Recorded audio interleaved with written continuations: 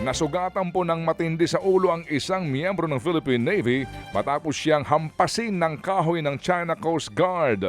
Sa video nga po ng AFP, kitang dumikit ang bangka ng China sa inflatable boat na may sakay na mga tauhan ng Philippine Navy.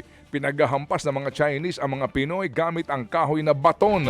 Sumalag naman ang Navy gamit po ang kanilang mga sagwan. Sa huli po ay lumayo na ang mga inflatable boat ng Pilipinas. Nangyari ang lahat ng iyan kahapon ng umaga.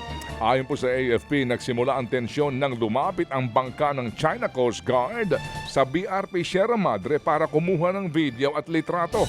Nang lapitan para itaboy, dito ho nanakit na ang mga Chinese. Ayon po sa Defense Department, ito papapakita lamang ng malinaw na pambubuyo at pagiging agresibo ng China, gayunman hindi raw po sila mapapasindak at magpapasiil sa China. Kinundin na rin po ng DFA ang naturang pangyayari. Nakikipag-ugnayan na po sila sa AFP para alamin ang detalye sa pag-atake ng mga Chinese. Samantala sa ibang balita, pinayagan po ng impeachment court ang hiling ng prosecution na maipasabi na po ang tax sa bank at AMLAC records ni Vice President Sara Duterte para po yan sa Article 2 ng impeachment complaint kaugnay po ng sinasabing unexplained wealth o hindi maipaliwanag na yaman ng Vice Presidente.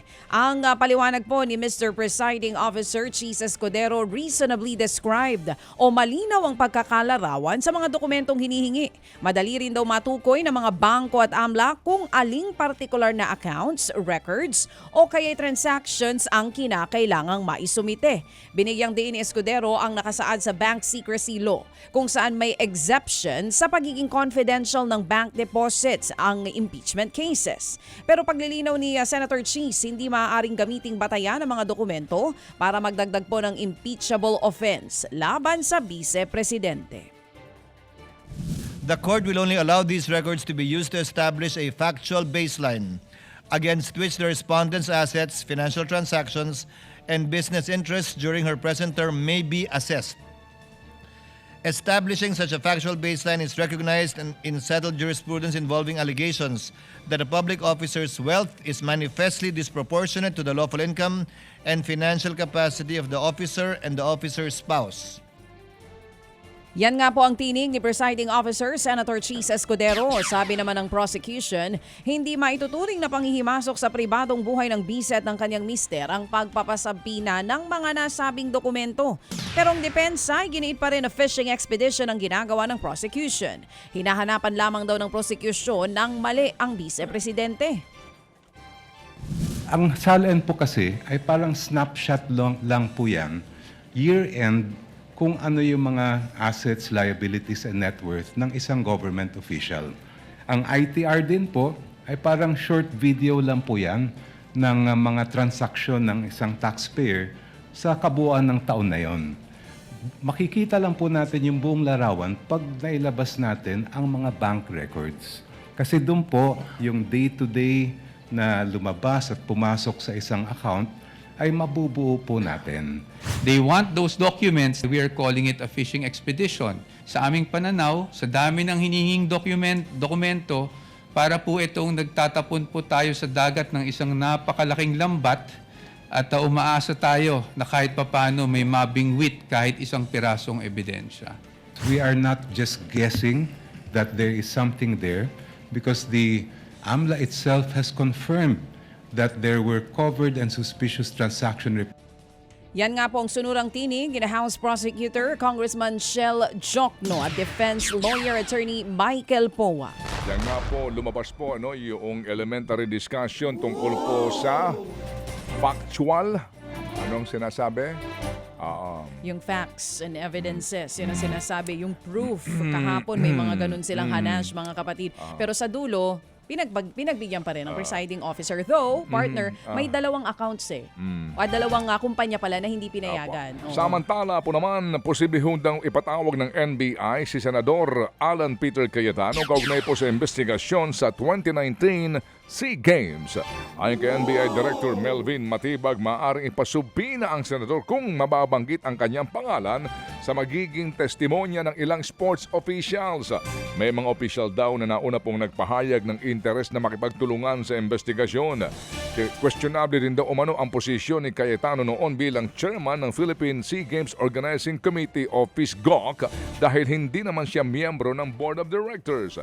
Base po sa mga nakuhang dokumento ng NBI, lumalabas na si dating Philippine Volleyball President Ramon Tatsuzara ang chairman ng PSGOC. Dahil dyan, nakatagdang ipatawag si Susara at ilang pang naging opisyal ng PSGOC. Kung hindi ka miyembro ng board, paano ka naging chairman? Nangyari pala dyan, he was appointed as an interim chairman by the PLC.